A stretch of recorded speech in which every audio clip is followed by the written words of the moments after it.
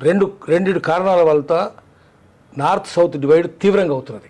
ఏమవుతుందంటే BJP government, దానికి కాంగ్రెస్ సమ్మతి కూడా ఉంది, బీజేపీ గవర్నమెంటు డీలిమిటేషన్ కమిషన్ పెట్టింది. డీలిమిటేషన్ కమిషన్లు ఏంటంటే ఇప్పుడు పెడుతున్నది 2026లో జరగాలి జనగణన. దాని ప్రకారం ఏం చేయబోతున్నారంటే జనాభాను బట్టి, అంటే మా మొన్నటి దాకా అయితే 10 లక్షల మందికి ఒక నియోజకవర్గం ఉండేది, 19 లక్షలు అనుకుందాం, 19 లక్షల మందికి ఒక నియోజకవర్గం, లోక్సభ నియోజకవర్గం అంటున్నారు. దానివల్ల ఏమవుద్దంటే సౌత్లో నియోజకవర్గాల సంఖ్య కొంచెం పెరుగుతాయి, స్వల్పంగా పెరుగుతాయి.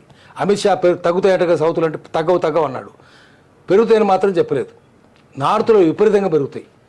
అక్కడ ఏమవుతుందంటే అక్కడ ఒక 150 మొత్తం 180 సీట్లు పెరిగితే 150 సీట్లు నార్త్లో పెరుగుతాయి, 30 సీట్లు మాత్రమే సౌత్లో పెరుగుతాయి. ఉదాహరణకు ఆంధ్రప్రదేశ్లో 3 సీట్లే పెరుగుతాయి, తెలంగాణలో 3 సీట్లే పెరుగుతాయి. అంటే 60 లక్షలే జనాభా లెక్క అని చెప్తారు. పెరిగింది 60 లక్షలే, నిజానికి తగ్గింది 60 లక్షలే పెరిగింది. కాబట్టి 3 సీట్లు పెరుగుతాయి తెలంగాణలో. అక్కడ ఒక్కొక్క స్టేట్లో 20 సీట్లు 30 సీట్లు పెరుగుతాయి.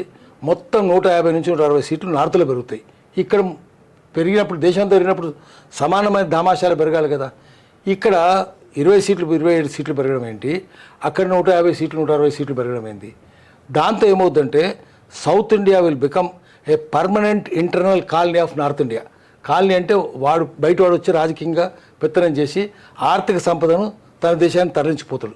ఇండియా బ్రిటిష్ వాళ్ళ దేశం కదా, ఇండియా వాజ్ బ్రిటిష్ కాలనీ.